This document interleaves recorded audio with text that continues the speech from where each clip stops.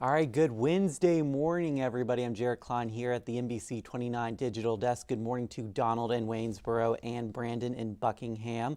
I see that you guys are watching on this hump day here on NBC29 Facebook page. Let's take a look at the top stories you guys are clicking on over on NBC29.com. Coming in at number one, Charlottesville police making an arrest in a Harris Street shooting case. This was back in February. We'll get to that story in just a moment. At number two, a large bird migration expected in Virginia Thursday evening.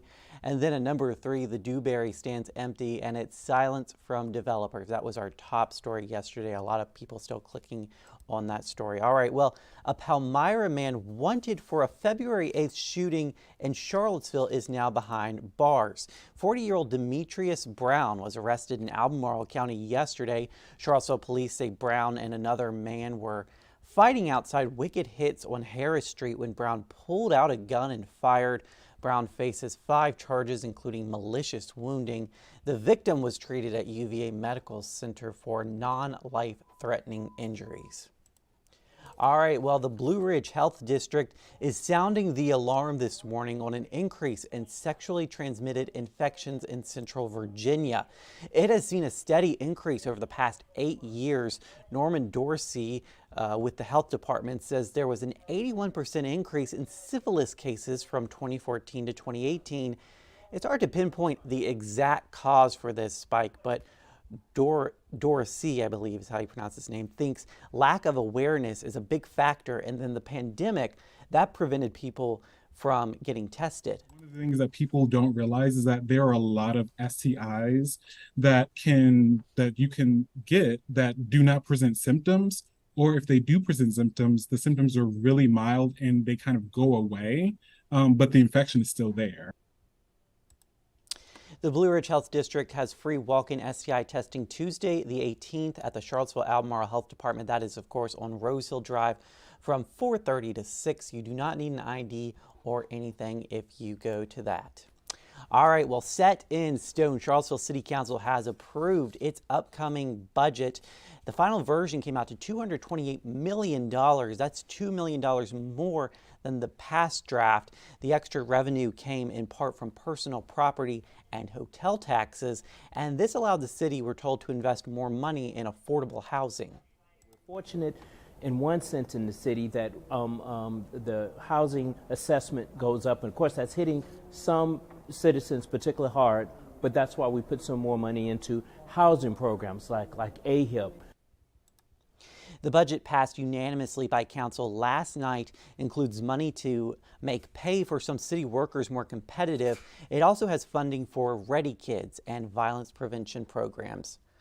All right, let's move on to Decision 23. Now, the potential ban on an abortion pill could put pressure on Virginia's General Assembly. That's, of course, according to a political expert at the University of Virginia, and we all know him, Larry Sabato. He says that it will likely have a big impact on the upcoming November elections. He says Virginia's in a unique position really this year since all 140 seats are up for grabs, and he thinks it will give the Democratic candidates a boost for the state legislature, the General Assembly. Most states have no major elections planned between now and the presidential race in 2024. So we will be a barometer for the reaction, and the reaction so far has been very pro-democratic. Sabato says we'll also have to wait and see what happens at the federal level to resolve some of the debate around the pill, whether that be through executive action, legislation, or further judicial appeals. Vanderlyn Recycling in Fluvanna County invited leaders from across the state to tour its facility and learn the impacts of recycling. This visit started new conversations about an old issue, the lack of recycling resources in the Commonwealth. Virginia is the second largest importer of waste in the nation. See it all together because you realize how much metal and wood and fabric and foam we're producing in the world and all the different things that we could be using for instead. Vanderlyn Recycling is hoping these discussions move Virginia's recycling efforts forward, especially in their own communities. And finally this morning, a Willow Tree app helping Meals on Wheels better serve its clients is up for a big award.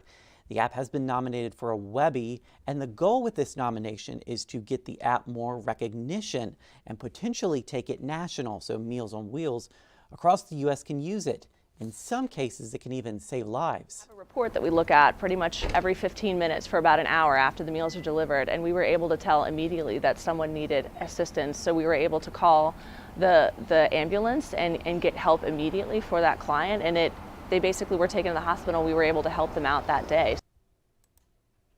If you are interested in voting, we have that link for you over on NBC29.com. Well, we are expecting another beautiful day out there, sunny and warm. Don't forget that sunscreen when you head out the door. Let's send things over now to meteorologist David Rogers with more on what he's expecting for today and throughout the rest of the week. Good morning, everyone. Pleasant start to our day. We'll see partly to mostly sunny sky today after reaching the upper 70s yesterday. We'll be a little warmer today thanks to high pressure now starting to shift further to the south. Breezes will start to increase as well at about 10 to 15 miles an hour. You can see pretty dry conditions up and down the Atlantic seaboard. In the meantime, we're tracking an area of low pressure out in the Gulf of Mexico. You can see some of the rain there. That will start to lift north. Clouds will start to thicken up by Thursday night. Much of the day Friday will be dry, but as we get into the evening hours, there's a chance we'll see a few rain showers. Some of those showers will continue into early Saturday morning before skies start to clear out. And then we've got a cold front that'll bring some shower and thunderstorm chances during the day on Sunday. Temperatures this weekend still in the 80s. Early next week, behind that cold front, though, we'll see the jet stream taking a dip across the mid-Atlantic, and we'll see more seasonal temperatures return with plenty of sunshine early next week. That's a quick look at your forecast for now. Have a great and safe day.